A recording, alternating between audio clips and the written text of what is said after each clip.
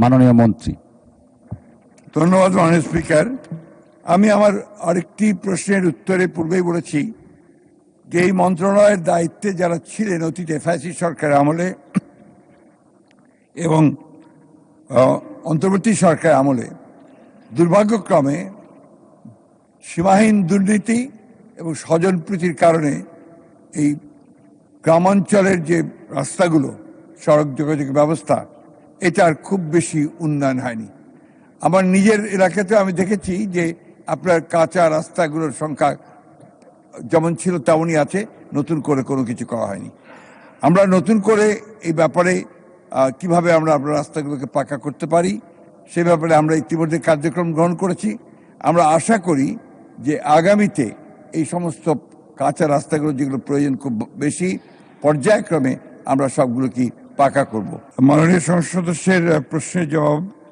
এলজিইডির আওতায় বাগেরহাট জেলায় মোড়লগঞ্জ ও শরণখোলা উপজেলায় মোট 2426 কিলোমিটার সড়ক আছে। তার মধ্যে 977 কিলোমিটার পাকা এবং 1449 কিলোমিটার কাঁচা।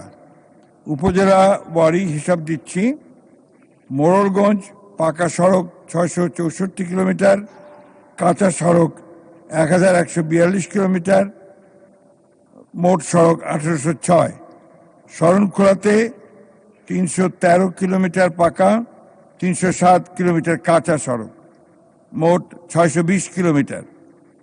এই দুই উপজেলায় মোট 977 কিলোমিটার পাকা সড়ক এবং কাঁচা সড়ক 1449। মোট সড়ক হচ্ছে 2426 মাননীয় স্পিকার। জুন 2027-এর মধ্যে মোড়লগঞ্জ ও শরণখোলা উপজেলায় প্রায় 126 কিলোমিটার সড়ক পাকাকরণের পরিকল্পনা রয়েছে। অবশিষ্ট কাঁচা সড়কের গুরুত্ব ও অগ্রাধিকার বিবেচনা করে পর্যায়ক্রমে পাকা করা হবে। ধন্যবাদ মাননীয় স্পিকার।